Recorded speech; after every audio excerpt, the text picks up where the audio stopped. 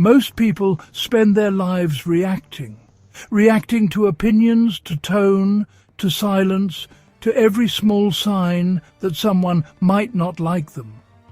We take words personally. We take moods personally. We even take other people's pain, as if it's somehow our fault. But what if it wasn't about you?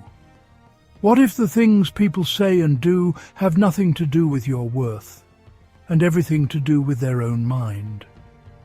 The Stoics, Marcus Aurelius, Seneca and Epictetus all taught one quiet truth. Peace begins the moment you stop letting other people's behavior control your emotions. Marcus wrote, "Choose not to be harmed, and you won't feel harmed." Because every insult, every misunderstanding, every judgment is only as powerful as the meaning you give it. When you stop taking things personally, you stop giving your peace away. You stop chasing validation. You stop being a slave to opinion. And slowly you begin to see that nothing anyone says can touch the person who truly understands who they are. This is the art of emotional freedom. This is the wisdom of the Stoics. And this is how you reclaim your peace. Understand, everyone acts from their own perspective. Marcus Aurelius said, "You always own the option of having no opinion." It sounds simple, but it's one of the hardest lessons to live. Every day, people will say things that sting. They'll misunderstand you. They'll judge you unfairly. And sometimes they'll project their own pain onto you without even realizing it. But what if you understood that they're not really reacting to you? They're reacting to their own story, their fears, their past, their expectations. Most people see the world not as it is, but as they are. They speak from their wounds. They act from their conditioning. And when you see that clearly, something shifts inside you. Offense turns into observation. Instead of, "How could they do this to me?" you start thinking, "I see where this comes from. It's no longer personal. It's psychological. It's human." Epictetus taught that if someone acts unjustly, it's because they believe their action is right. No one deliberately chooses what they think is wrong. They're just operating from a limited understanding, just like you once did before you knew better. When you hold that awareness, you stop feeding the fire. You stop taking everything so personally and start seeing people as they are, imperfect, unconscious, and still learning.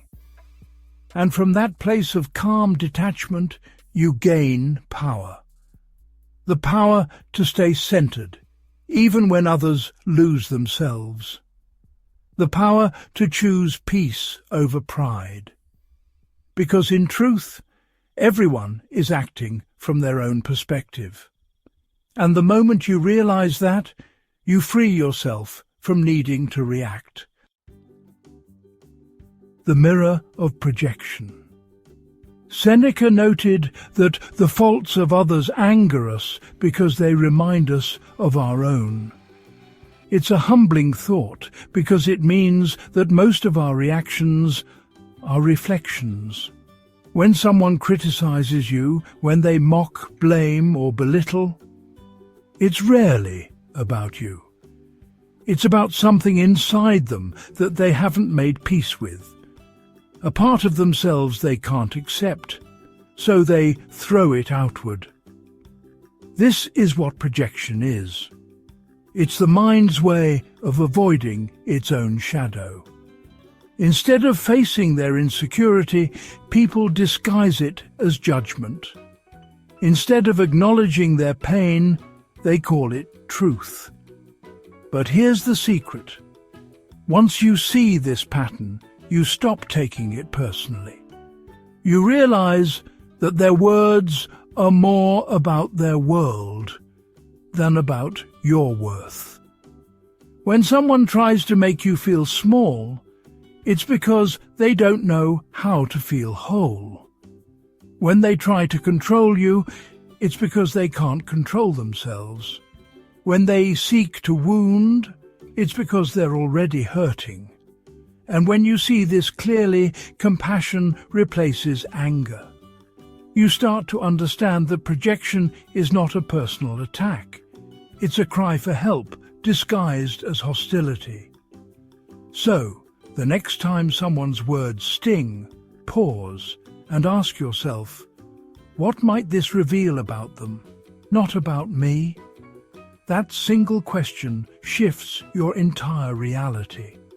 It moves you from reaction to reflection, from victimhood to wisdom, from anger to awareness.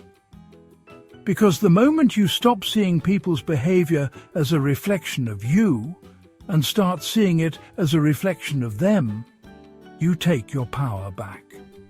And in that quiet moment of understanding, you become untouchable. The Stoics warned of ego disguised as virtue. Because, sometimes what looks like goodness is really just the desire to be seen as good.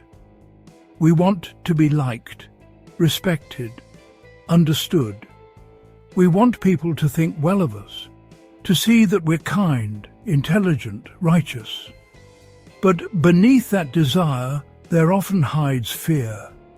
The fear of rejection, of being misunderstood, of not being enough. Epictetus said, if you want to improve, be content to be thought foolish. He knew that real growth requires letting go of image. Because honestly, the more attached you are to how others see you, the easier it is for them to control you. If a stranger's words can ruin your day, if a single comment can shake your confidence, that's not their power, that's your attachment. The wise person understands that others' approval is fickle and fleeting. One moment they praise you, the next they question you. They love you when you fit their story, and criticize you when you don't. You can't win that game, because it's not yours to play. So stop trying to manage perception. Live with quiet integrity. Let your actions, not your image, define your character. When you stop needing to be seen as good, you become good. Not because the world says so, but because your conscience is clear. Because your peace no longer depends on applause. Not taking things personally begins the moment you no longer depend on perception to validate your worth. That's when the ego loses its grip. That's when you begin to live, not for approval, but for truth. The Stoic ideal wasn't emotional numbness, far from it. It was calm composure, a steady mind that navigates life without being tossed by every wind. Apatheia, often mistranslated as indifference, means being unmoved by what doesn't depend on you. Not ignoring the world, not suppressing feeling, but recognizing the limits of your control. Your thoughts, your judgments, your actions, these are yours. Everything else, the opinions, the gossip, the criticisms, they belong to someone else. Imagine, just for a moment, how much energy is wasted on imagined offences. A casual remark, a sideways glance, a misinterpreted tone. Suddenly your mind races, your chest tightens, your day tilts. But what if none of that actually belonged to you? What if the slight, the judgment, the insult had no claim over your calm? Seneca said, We suffer more often in imagination than in reality. He knew the cost of reaction hours, sometimes days, spent embroiled in battles that were never yours to fight. The wise person learns to step back, to watch the waves of opinion pass without being pulled under. This isn't coldness, it's freedom. Freedom from being hijacked by the moods and judgments of others. Freedom to act with reason, to respond with purpose, to preserve the quality of your own life. When you stop reacting to every tone, every opinion, every imagined slight, your peace stops being negotiable. It becomes a fortress, quiet but unshakable. You carry your own weather. You choose when to engage and when to let pass. Apatheia is not a denial of life's challenges. It is mastery over what you allow to touch your soul. And in that mastery, you find serenity. Seneca warned, "Whoever is moved by praise must also be moved by blame." It is a simple truth, yet one most of us ignore. We crave approval. We fear judgment. And in that craving, we hand over our calm, our peace, our freedom, every compliment, every nod of recognition, every sign of respect. It can lift us, and it can crush us just as easily. Why? Because we've let our self-worth ride on someone else's fleeting perception. The path of Stoic mastery is different. It asks you to act according to principle, not applause, to live with integrity, to keep your word, to respond wisely, regardless of how others react. When you do this consistently, praise becomes a pleasant side note, not the measure of your value. And blame? It loses its sting. Consider Epictetus's teaching. It's not what happens to you, but how you react to it that matters. Praise and blame are events outside your control. Your response, measured, deliberate, calm, is the domain of freedom. This detachment does not make you cold. It does not mean you ignore recognition or feedback. It means you place your foundation inside yourself, not outside. You become untouchable, not through armor, but through clarity. Peace depends on what you do, not what others think. Next time someone criticizes you unfairly, notice the impulse to react.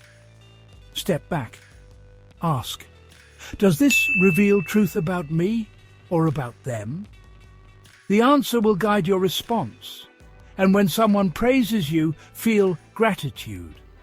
But do not tether your self-worth to it. In detaching from both, you gain something remarkable: a steady mind, a resilient spirit, a quiet authority that no outside opinion can unsettle. Your actions, your principles, your clarity, these are yours alone. Everything else is passing weather. And in that steadiness, you discover the real power of not taking anything personally. Before you react, pause. Just a breath. Before you react, pause. Just a breath. Just a single, deliberate moment. It may seem small, almost insignificant, but this is where your true power lies. Epictetus reminded us. When someone irritates you, realize that it is your own judgment that provokes you. The insult itself does not control you. It is the story you tell yourself, the interpretation you layer onto it, that sparks the flame of anger. In that pause, something remarkable happens. Your mind gains space, your nervous system slows. The reflex to lash out, to defend, to take personally, it begins to loosen. This is not suppression. It is not avoidance. It is awareness. You see the words, the tone, the action. without immediately handing them the keys to your calm. Pause, and the insult transforms into insight. Pause, and the irritation becomes information. Pause, and the story you could have spun, the narrative that would have stolen your peace,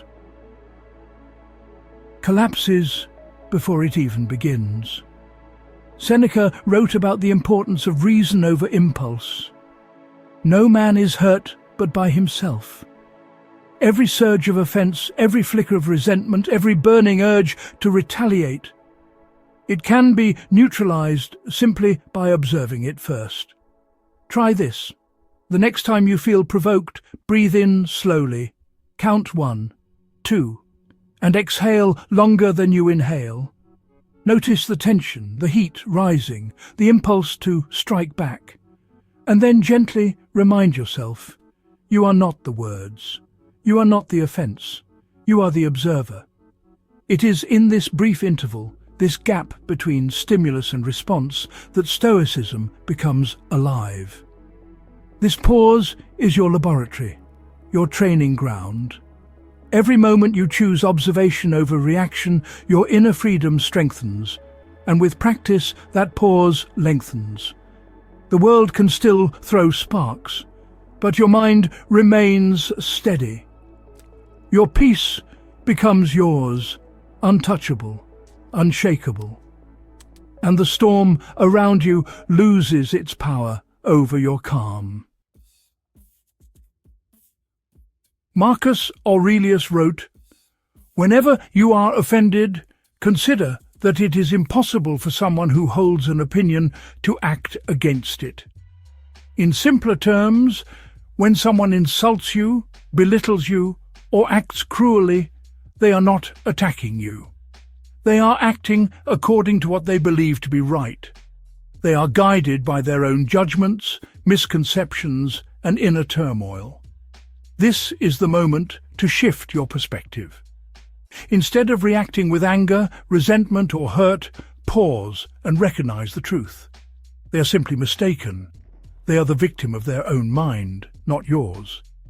Your peace does not require their approval, and their faults do not diminish your virtue. Compassion arises naturally when you see this clearly. Not sympathy that excuses harm, but understanding that their actions stem from ignorance, not malice. Seneca said, "Anger, if not restrained, is frequently more hurtful to us than the injury that provokes it." Holding on to offence is a voluntary burden. Releasing it is an act of wisdom. Every insult, every slight, every harsh word, when reframed through this lens, becomes an opportunity to exercise patience, to practice detachment, to extend understanding where the world would otherwise expect retaliation. This does not mean you condone bad behavior. It does not mean you ignore injustice.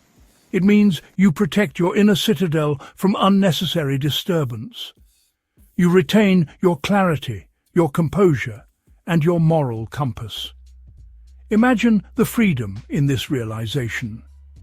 No longer are you dragged into the chaos of someone else's mind. No longer do you carry their bitterness as your own. Instead, you stand calm, observing, aware, and unshaken. Your empathy is not weakness, it is strength. Your discernment is not naivety, it is mastery. When you begin to see others as guided by their own opinions rather than by an intent to harm you, resentment naturally fades. Compassion replaces irritation. Peace replaces chaos. And in the quiet clarity that remains, you discover the truest power of Stoicism. The freedom to remain unperturbed, no matter the folly that surrounds you. When someone hurts you, criticizes you, or misunderstands you, it's natural to feel stung. But the Stoics teach us to see differently, to reframe every challenge not as a personal attack, but as a test of character. Ask yourself in the moment of discomfort, what if this is meant to strengthen me? Epictetus reminded us, It's not what happens to you, but how you react to it that matters. Every insult, every slight, every harsh word directed at you is an opportunity, a chance to practice patience, restraint, and self-control. The wise person understands that life will never perfectly align with their desires. People will misunderstand, judge, and act from their own ignorance. When you accept this, each challenge becomes a training ground for the soul. You stop being a passive target and start becoming an active student of life. Imagine a rude remark at work, a cutting comment from a friend, or an unexpected rebuke. Instead of internalizing it, you pause, you breathe, and you ask, how can I respond with virtue rather than anger? How can I turn this into growth rather than grievance? Humility and resilience arise in these moments. Humility because you recognize that the world will never revolve around your expectations. Resilience because each perceived offense tests your ability to remain calm, centered, and unshaken. Seneca wrote, "Difficulties strengthen the mind as labor does the body." The principle is the same. Your character is forged not in comfort, but in confrontation. The next time someone pushes your buttons, consider it practice. Consider it a lesson in self-command, a chance to act according to reason rather than impulse. In this way, offense loses its power. The sting fades, replaced by clarity. The world may still judge, misunderstand, or criticize, but you are no longer a victim of circumstance. You are a master of your reactions, a guardian of your inner peace, and a student of life's unending lessons. Not taking things personally isn't just about controlling your reactions. It's also about choosing where to place your attention. The Stoics understood this deeply. They knew that life is full of invitations to anger, resentment, and distraction. Every insult, every gossip, every unnecessary argument is a choice you don't have to make. Marcus Aurelius reminded himself, "You have power over your mind, not outside events. Realize this, and you will find strength." To not take things personally is to be unavailable for drama. It's to step away from conflicts that serve no purpose and refuse to be swept into chaos. This doesn't mean coldness or indifference toward the world. It means wisdom. It means guarding your time, your energy, and your peace. Imagine the colleague who constantly criticizes, the family member who complains, the friend who stirs tension. You cannot control their words or actions, but you can choose your response. You can step back, you can pause. You can say silently, "This does not concern my virtue. This does not dictate my calm." By withdrawing your energy from needless debates, you redirect it to what truly matters: your inner state, your duties, your growth. Epictetus taught, "Don't seek for everything to happen as you wish, but wish for everything to happen as it does, and your life will go well." Being unavailable for drama is not avoidance. It is mastery. It is the ability to see distraction for what it is, and to focus instead on what you can control: your mind, your choices, your character. When you practice this, peace becomes habitual. You're no longer a participant in every storm. Instead, you stand at the center, steady, observing, responding with reason rather than impulse. Not taking things personally transforms from a mental strategy into a lifestyle, one in which you no longer bend to the chaos of others, but rise above it. Your calm is yours. Guard it, nourish it. The world may invite you into conflict endlessly, but the Stoic says, "I am unavailable. My peace comes first." At the heart of Stoicism lies a quiet but profound truth. Your peace is your responsibility. It is not something others can grant, nor is it something they can steal. No insult, no criticism, no betrayal has the power to disturb you, unless you allow it. Marcus Aurelius reminded himself, "If you are pained by any external thing, it is not this thing that disturbs you, but your own judgment about it. And it is in your power to wipe out that judgment now. Your calm, your composure, your serenity. These are yours to guard. They are sacred. When you internalize this, the world begins to appear differently. You see events, words and actions clearly, not filtered through ego, fear or hurt. You see people as they are, not as you wish them to be. You see situations as they are, not as you hope they were. This understanding transforms every perceived insult, every slight, every moment of tension. You stop reacting. You stop carrying others' negativity into your mind. You stop giving away your power. Epictetus taught, "It's not what happens to you, but how you react to it that matters." Your peace is an inner fortress. No storm can breach it without your permission. No words can penetrate it unless you hand them the key. And freedom grows from this recognition. You begin to move through life unshaken, guided by reason, not by the whims of others. You remain calm, compassionate and discerning, yet entirely untouchable in your inner life. This is the ultimate lesson in not taking things personally. It is not about hardening your heart or withdrawing from the world. It is about living fully, while preserving the serenity that allows you to respond wisely rather than react impulsively. Your peace is your responsibility. It is sacred, unassailable, and constant. Guard it, honor it. In doing so, you embrace the full power of Stoic wisdom and discover a life unshaken by offense, unclouded by judgment, and free in every moment. In the end, the practice of not taking things personally is the practice of freedom.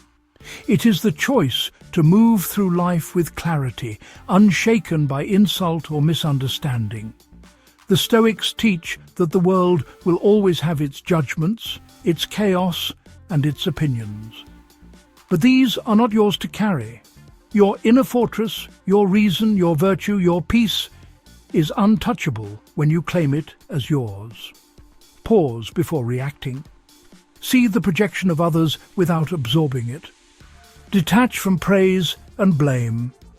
Choose what truly matters: your own character, your own growth, your own serenity. Every offense becomes a lesson. Every misunderstanding becomes an opportunity to exercise self-command. Every challenge is a chance to cultivate equanimity. Remember, your peace is sacred. No one can give it, no one can take it. Protect it, guard it, live it. And in this you discover the true power of Stoic wisdom, a life calm, strong, and free.